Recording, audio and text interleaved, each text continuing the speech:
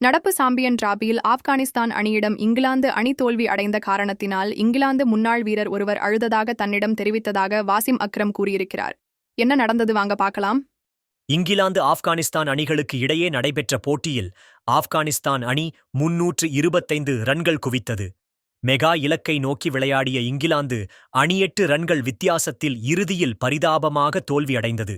மேலும் முதல் போட்டியில் ஆஸ்திரேலிய அணியிடம் தோல்வி அடைந்திருந்த காரணத்தினால் அரையிறுதி வாய்ப்பை இழந்து தொடரை விட்டு வெளியேறியது. இங்கிலாந்து அணி சாம்பியன்ஸ் டிராபி தொடருக்கு முன்பாக வெள்ளைப்பந்து தொடர்களில் விளையாட இந்தியாவிற்கு சுற்றுப்பயணம் செய்திருந்தது.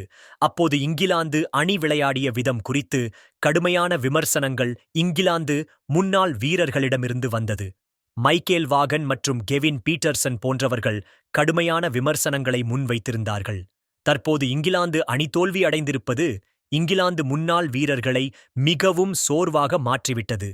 இங்கிலாந்து அணியின் இந்த தோல்வி தமக்கு ஆச்சரியம் அளிக்கவில்லை என மைக்கேல் வாகன் கூறியிருப்பது குறிப்பிடத்தக்கது. இந்த தோல்வி குறித்து பாகிஸ்தான் முன்னாள் வீரர் வாசிம் அக்ரம் ஒரு முக்கியமான விஷயத்தை வெளிப்படுத்தியிருக்கிறார். இது குறித்து பேசியுள்ள வாசிம் அக்ரம் கூறும்பொழுது, இங்கிலாந்து அணி விளையாடும் விதம் கிரிக்கெட் விரும்பிகளான இங்கிலாந்துக்காரர்களுக்கு மிகப்பெரிய வருத்தத்தையும் சோகத்தையும் உண்டாக்கி இருக்கும். இங்கிலாந்து முன்னாள் வீரரான என்னுடைய நண்பர் நீல் ஃபேர்பிதருக்கு இங்கிலாந்து அணி தோல்வி அடைந்தது குறித்து மெசேஜ் செய்தேன். அப்போது அவர் என்னிடம் இந்த தோல்வியால்தான் அழுதுவிட்டதாக தெரிவித்தார். கிரிக்கெட் விளையாட்டில் இது சகஜம் என்று நான் அவரை தேற்றினேன். இங்கிலாந்து அணியை எடுத்துக் கொள்ளும் பொழுது 3 ஸ்பெஷலிஸ்ட் பேட்டர்கள் இருக்கிறார்கள், 8 ஸ்பெஷலிஸ்ட் பவுலர்கள் இருக்கிறார்கள்.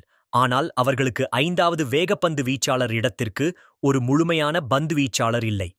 அந்த 8 பேரும் 5வது இடத்திற்கு முழுமையான பந்துவீச்சாளர் தேவையை ஈடு செய்யவில்லை என்பதே உண்மை. ஜோ ரூட் பந்து வீச வரவேண்டியதாக இருந்தது என்பது குறிப்பிடத்தக்கது. அவர்கள் ஏன் இப்படியான இத்தனை பந்துவீச்சாளர்களை அணியில் தேர்ந்தெடுத்தார்கள் என்று எனக்கு தெரியவில்லை. எனக்கு வாசிம் அக்ரம் கூறியிருக்கிறார். தேங்க்ஸ் ஃபார் வாட்சிங். நன்றி, வணக்கம்.